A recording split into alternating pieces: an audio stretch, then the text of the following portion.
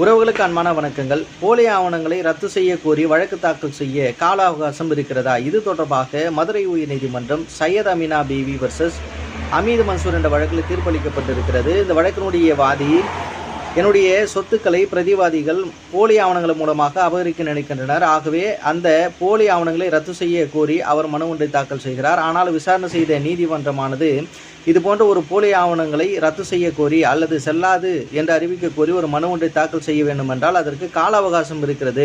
அந்த கால அவகாசத்திற்குள்ளாக மனு தாக்கல் செய்ய வேண்டும் என்று சொல்லி, நீங்கள் தாமதமாக இந்த மனுவை தாக்கல் செய்ததனால் உங்களுடைய மனுவை தள்ளுபடி செய்கிறோம் என்று சொல்லி உத்தரவிட்டது. அதனை எதிர்த்து அந்த வாதியானவர் மேல்முறையீடு செய்கிறார். விசாரணை செய்த நீதியரசர் அவர்கள் ஒரு போலியான ஒரு சொத்தை போலியான ஆவணங்கள் மூலமாகவோ அல்லது மோசடியான ஆவணங்கள் மூலமாகவோ எதிர்த்தரப்பினர் அபகரிக்க நினைக்கின்ற பொழுது அந்த போலி ஆவணங்களை ரத்து செய்யக்கூடிய அல்லது செல்லாது என்று அறிவிக்கக்கூடிய ஒரு வழக்கை ஒன்று தாக்கல் செய்வதற்கு கால அவகாசம் என்பது கிடையாது. எப்போது வேண்டுமானாலும் நீங்கள் அந்த போலி ஆவணங்களை ரத்து செய்ய கோரி நீங்கள் மனுவை தாக்கல் செய்யலாம் என்று இந்த தீர்ப்பில் சொல்லப்பட்டு இருக்கிறது. இதை பற்றி நீங்கள் தெரிந்து கொள்ளுங்கள். நன்றி.